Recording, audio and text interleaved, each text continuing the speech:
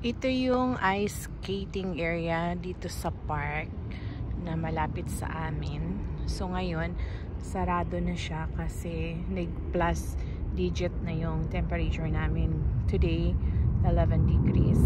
So, kung mapansin niyo, yung hill na yon, doon kami nag-sled 2 weeks ago. Ayan, as in wala na talagang snow. So, mabuti na lang nag-sled kami nung time na yon.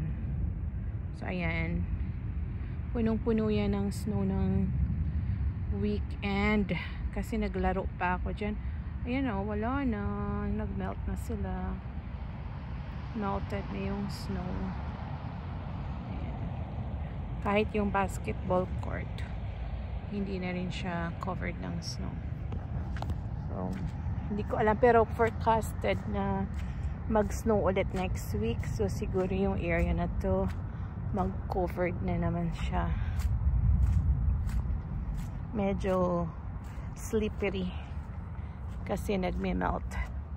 Yan. So at least nakita ko naman na marami yung mga bata na nag-enjoy dito mag-ice skating. Kaya at least na-enjoy nila yung 2 weeks na malamig kaysa wala talaga.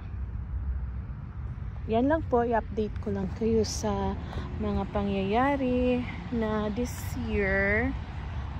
Sobra nung January 12, umabot kami ng negative 49 or I think negative 50 pa ata. Coldest, one of the coldest on earth kami. Tapos after 2 weeks, ito na.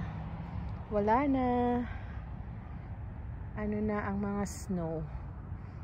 It's gone. But personally, hindi ako makapagreklamo at pabor to sa akin dahil hindi siya masyadong malamig.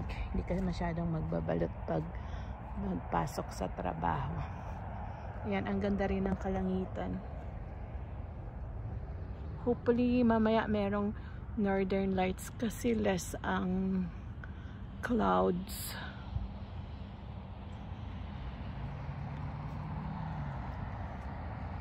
Yan lang po ang update ko sa panahon dito sa Alberta.